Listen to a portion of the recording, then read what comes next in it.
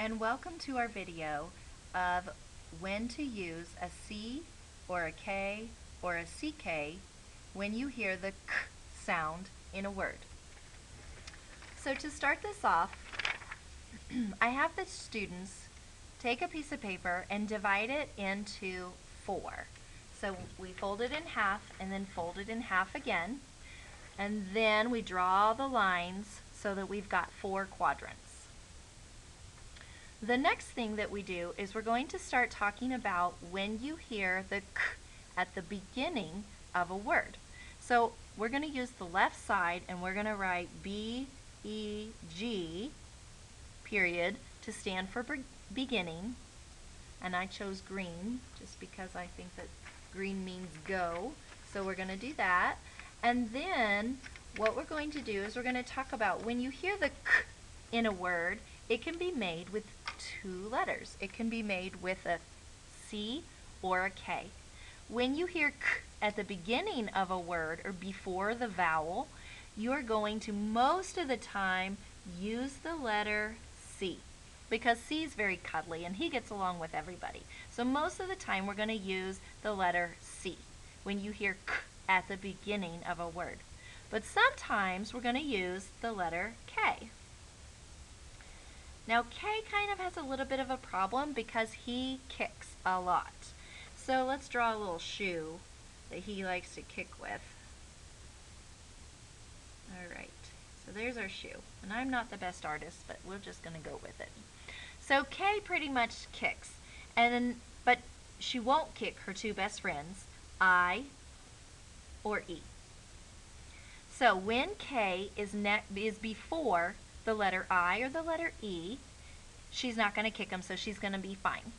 Alright, so when you hear the K at the beginning, most of the time you pick the C, but if it's an I or E, you pick the K. And to help the students remember this, we have a little chant. It goes like this: K likes I and E. Everything else, pick the C. And we practice that a few times. K likes I and E. Everything else, pick the C. Alright, so then we try it out and we practice. So we have a word such as cub.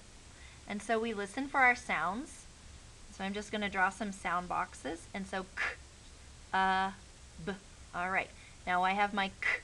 So it could be a C, it could be a K. Not sure yet until I know what the next letter is. K, it's a U. So K is going to kick the U, we know that. So we have to use cuddly little C. K, B, and then a B. Alright, the next one, let's try the word kiss. So we have, draw our sound boxes again. K, is, K, is. Alright, so K could be a C, could be a K. Won't know until we look at the next letter. K, I, that's an I. Alright, K likes I and E, so let's give that a K.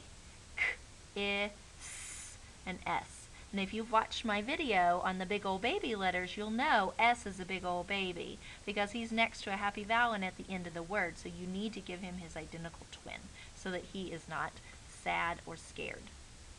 So we practice with lots of different words that would start with a C or that would start with a K, and we have to figure out, is it the C or the K, and it always depends on what the next letter is. It's even going to work whenever there's a letter before it, such as skip. So for skip, we have S, K, I, P. So we have S, well that's an S, and then K. So is it a C or is it a K? Depends on the next letter. Sk, I, that's an I. So K likes I and E. Let's give it the K. Sk, I, P, and then a P. So it matters whether it is before the vowel. Alright, now we move on to the end of the word. What do we hear at the end of the word? We've got a nice little fly who's visiting us. So at the end, I'm going to choose red, and I'm going to write end. And most of the time, because K is such a kicking letter, that's where we put him. We put K at the end of the word because we know he's going to kick and we don't want him to hurt anybody. So go ahead and put your K there, and there we go. So most of the time, K gets to be at the end of the word. Now, if you have a happy vowel right before the K sound, so I'm going to put a V right here to stand for vowel, and then I'm going to put the happy breathe right there.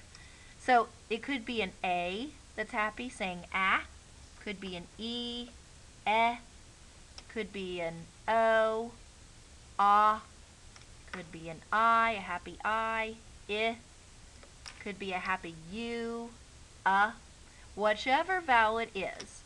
If it's happy and then you hear the K, he's scared that K is going to turn right around and kick him, even though he's not. We know letters can't flip around like that.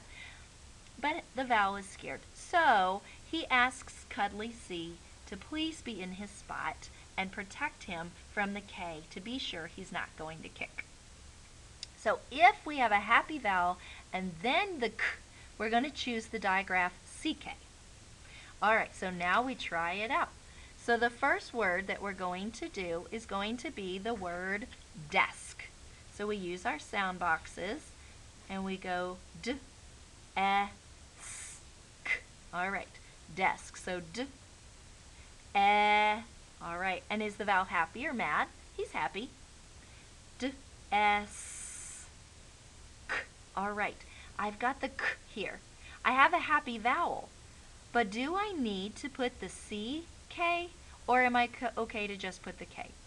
I'm okay to just put the K because it's not right after the happy vowel. There's an S in between, so we just use the K. Alright, the next word is the word crack. So let's just use our sounds. K, r, a, k. Alright, first sound K. Uh-oh, I've got a K. I need to look at the beginning side of my chart. So K depends on the next letter. R, that's an R. Alright, so which letter will you choose? C, right? Because K likes I and E. Everything else, pick the C. So now we have cr, a. Alright, A. Is it happy or mad? Happy. So cr, a, k. Alright.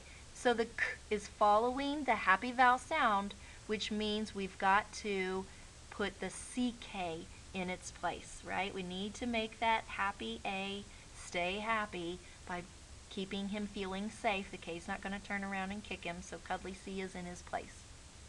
So this is how I explain how to spell a word when you hear the hard C or the K sound, whether it's at either the beginning or the end. Thank you.